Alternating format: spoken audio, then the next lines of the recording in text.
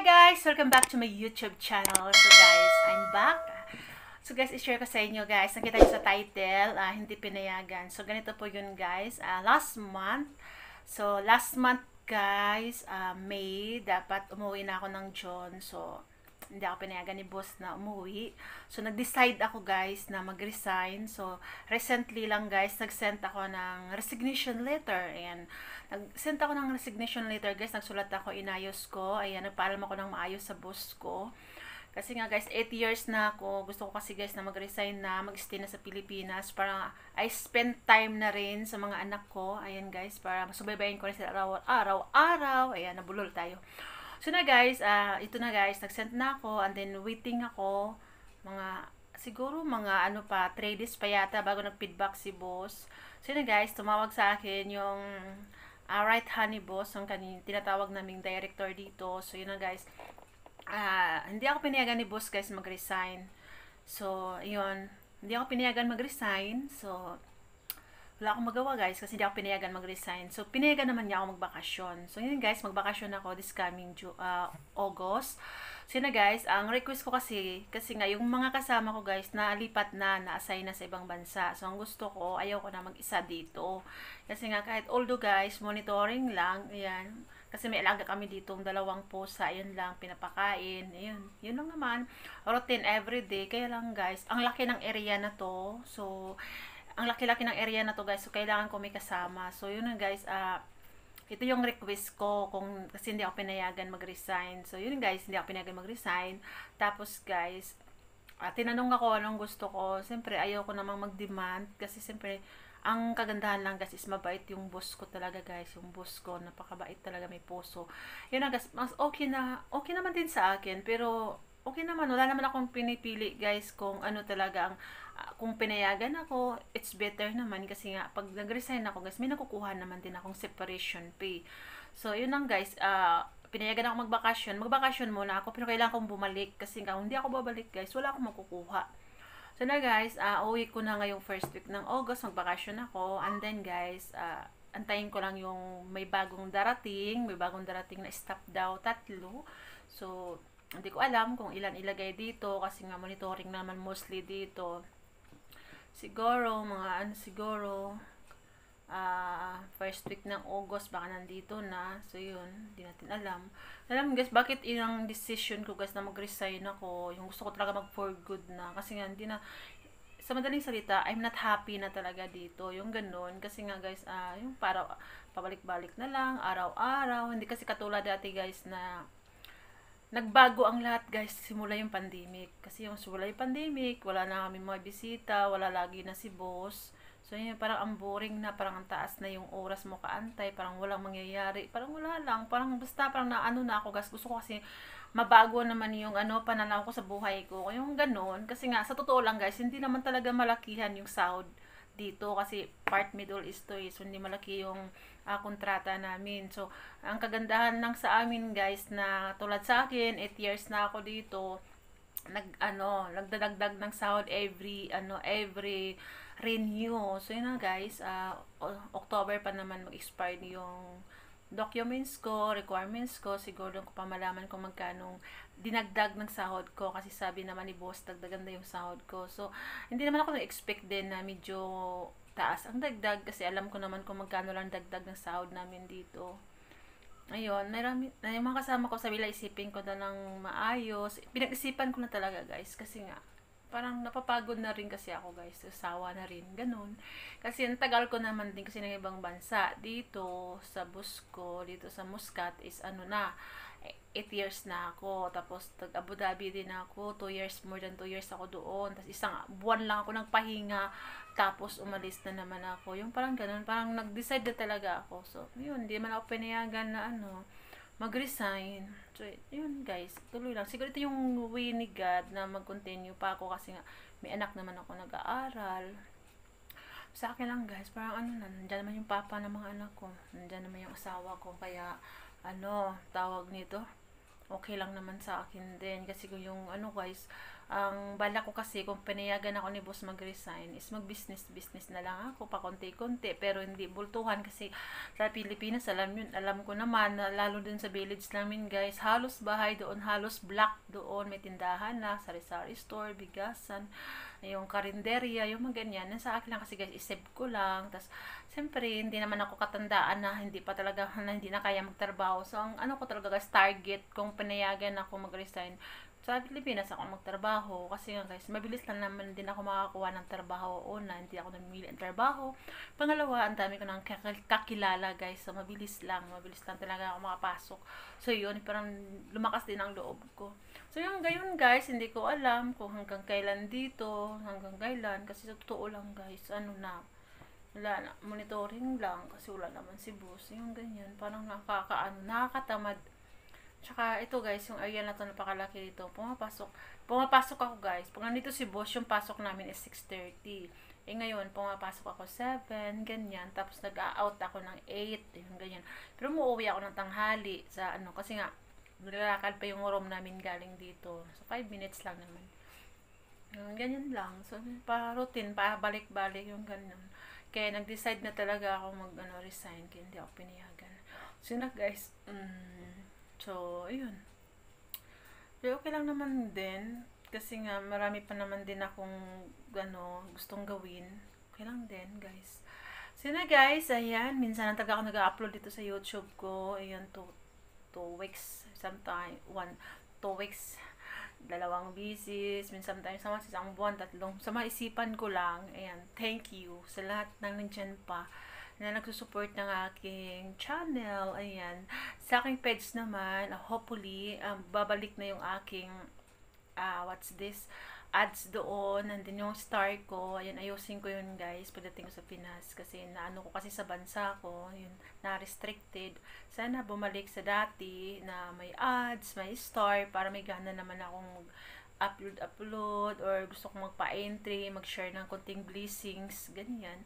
And then, sa pupo naman guys, once pag may gusto ko maglaro, yung gusto ko talaga maglaro, nagbibigwin naman ako, kaya lang, ang target ko kasi yung malaki ang panalo, kaya minsan kasi natatalo din. Pero, kung ayaw mo talaga magbitiw ng pera sa pupo naman guys, pwede naman.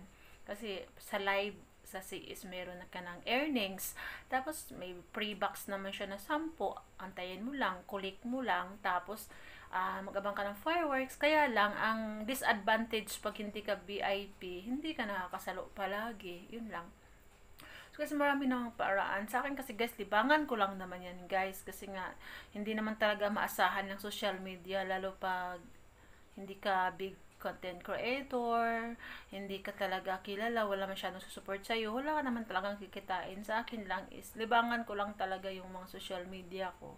Kasi yun lang yung yun lang yung yung pagbibigyan ko ng oras pag wala akong ginagawa, para iwas stress din, ayan, kasi malayo sa pamilya, ganun. So na guys, I hope na maging okay lahat. Ayan. Ano din guys, isang buwan din kaya ako na stress kasi nga yung na-postpone yung uwi ko. May plano kasi ako guys, tapos yun na-postpone, tapos yung nasira yung mga plano mo, tapos yun, nakapag-isip talaga ako. Kaya pumasok sa isip ko talaga yung resign. Tapos hindi ko man ina-expect guys na hindi ako payagan. Kasi akala ko talaga payagan na ako kasi tagal ko na rin. Tsaka gusto ko na rin for good. Ayan, sa mga dyan, no? Sa mga, ang tawag nito? Sa mga ng ibang bansa. Ayan, relate sila dyan. Lalo pang matagal na, sa mga matatagal na. Kakapagod din kasi guys. Kaya lang. Yun lang. Kung gusto talaga for good. Sa akin kasi guys, wala naman talaga ako totally na may malaking ipon. Wala. Kaya lang, nag-decide ako na mag-resign kasi alam ko na may makukuha ako. Yun. Kaya lang, wala. Hindi ako pinayagan. So guys, itong YouTube ko talaga is napabayaan ko na rin. Hindi na katulad dati na lagi ako nagla-live 2 times a day. Grabe yung more effort ko dati kasi nga may mga sponsor kasi ako dati guys. May nagbibigay sa akin ng sponsor for entry. Ayan. Tapos yung pumasok talaga yung 2023 guys. Ayan. Doon yung time na until now na more struggle kami sa nanay ko kasi simula nagka-breast cancer yung nanay ko. So, hindi ko na talaga nakita yun dito sa YouTube ko. Hindi na ako nagla-live. Iyan. Tsaka, mayroon nag-o-offer sa akin ng sponsor. Hindi ko na rin tinatanggap kasi nga, nahiya na rin ako kasi nga, ang tawag nito. Napansin ko din kasi, wala naman ako masyadong earnings kung di ako pumasok, kung di ako sumali sa rolling on. Kasi sa rolling on kasi, automatically, napapanood yung ads, tapos napanood yung video ko. Ay, sa entry lang naman, nagko-comment lang yung iba dyan na, more on copy paste lang, tapos wala na. Kaya wala talaga ako makuha ang earnings. Kaya, nag-stop talaga ako magpapa-entry. Kasi nga, ang hirap yung panay labas na lang ako, walang pumapasok. Kaya nag-stop talaga ako. So ngayon, I hope na pag-uwi ko ng Pinas, ma-okay ko lahat yung aking tawag nito, social account. Ayan. Like sa page ko. Di ba pabalik-balik na lang. So ayan. Gusto ko lang pahabain tong ano.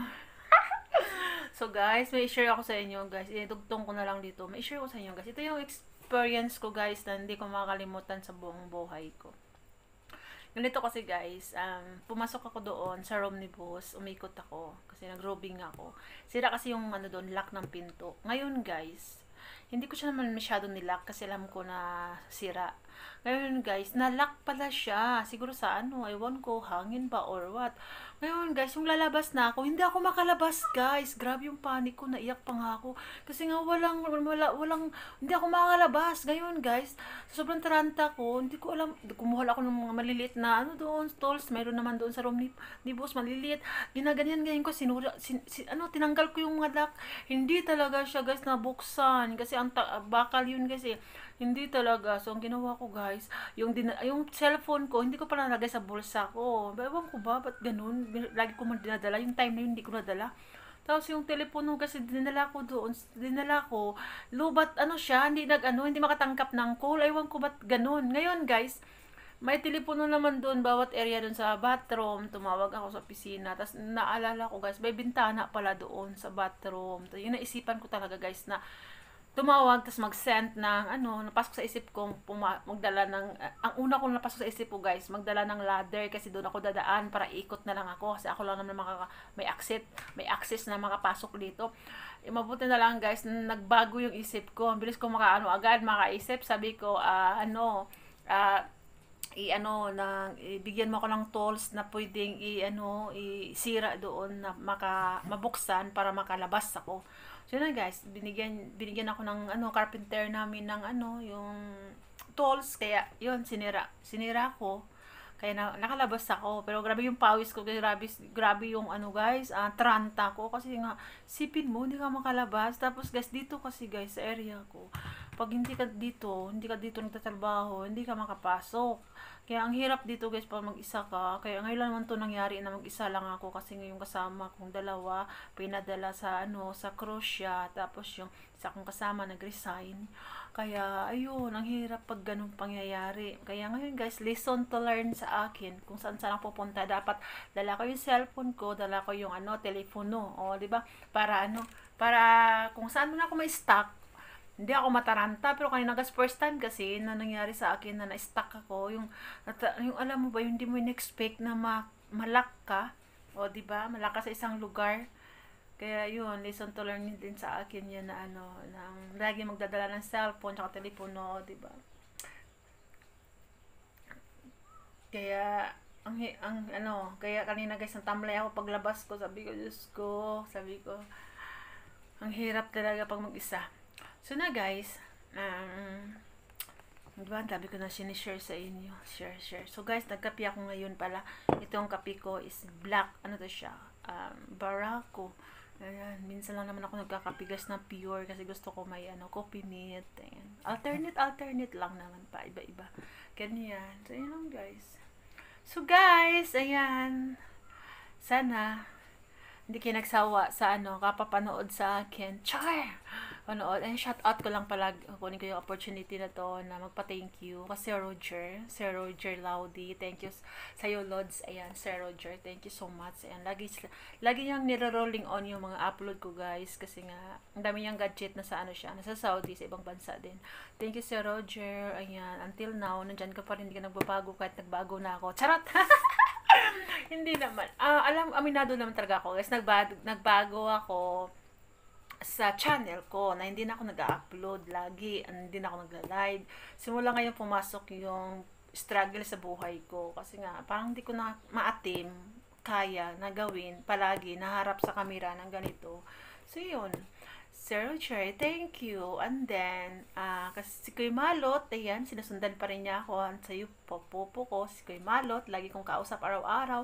Si Kuy Melody, thank you. Si Kuy Vanessa, ayan, thank you so much. Sino pa ba? Ayun lang yung, alam nyo guys, share ko na rin sa inyo. Lagi kong kausap guys, araw-araw.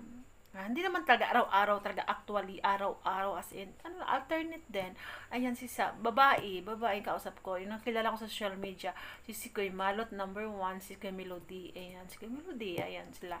Tapos si Kuy Vanessa kasi may work na siya, nasa Australia siya nakatira, may work kasi siya, kaya support lang kami. Kung makita ko siya, may post siya sa page niya, ayan, nagko-comment ako, tapos nagme-message din ako, yun, nagme-message kami. Pero alam niyo guys, yung malalaman mo talaga yung tunay na kaibigan mo, kahit sa social media lang ka nagkakilala na, kaya kang kumustahin, kaya kang kausap, i-message, yung ganyan. Kaya guys, ang tawag nito, pili lang, hindi umabot ng 5. Kasi, pag nagkaedad kasi ka guys, magbago na rin yung pananaw mo sa buhay. Dati, ang dami-dami mong kaibigan, hindi naman tunay sa'yo. So yun guys, pag nagkaedad ka na kasi, doon mo na ma-realize na hindi mo na kailangan ng maraming kaibigan sa buhay mo, lalo pag mga plastic naman. Char! O, diba? Ako guys, kahit kamag-anak ko guys, wala akong kausap guys. O, maliban, wala akong kausap talaga, hindi katulad dati. Hindi pa ako nagabig bansa, lang kausap. Ngayon kasi guys, nagbago sila. Of course, marunong sila magbago, ako pa ba, hindi magbago, char, hindi lang talaga guys, parang din, wala lang, ewan ko ba, wala akong kamag-anak, kausap palagi, wala talaga guys, ayan, wala, kaya, natatawa ako pag, dito kami nag-sharing ng nung tawag nito mga problems sa live ko sa Popo, ayan, pag nakaupo sa panel, nandiyan si Kuy Melody, si Kuy Malot, yun lang naman kasi guys, lagi kong kausap. Tapos si Kuy Ram, yun lang, si Kuy Ram yung malahi naman yun, yata yun, Panggalatok. Ano si Kuy Vanessa, wala na rin siya kasi wala na, hindi na siya active sa Popo, yun lang guys. So, wala, okay lang naman sa akin kasi nga araw-araw naman kausap ko yung mga anak ko. Kaya, lang, kung sino lang yung available, yun lang. So na guys, yan, na-share ko na sa inyo, diba? At least nakagawa ako ng content. Nakaharap ko sa camera. Nag-update yung aking YouTube channel. Ayan, thank you sa lahat-lahat. Ayan, sa nakakilala pa sa akin, sa nakaalala, ayan. Sa mga nakapanood nito, ayan, sa mga, of course, sa mga ko lang, legit na nag-support talaga sa page ko din. Ayan, abangan nyo guys yung live ko doon. Pero anyway, na-post ko na yon sa aking, sa aking page kung sino yung, gantimpalaan ni host. Char! Siyempre, ganun si host once pag alam ko na talagang naging totoo. Char! May totoo pa ba ngayon? Charat! Ay! Nagkakape tayo guys. Ay, kape ko malamig na. So na guys, hanggang dito na lang. Anyway guys, 2 hours na lang naman. 2 hours more than. Mag-out na rin ako. So na guys, again, so hindi pa na-subscribe ng YouTube channel ko, please subscribe guys. Thank you for watching. Bye-bye!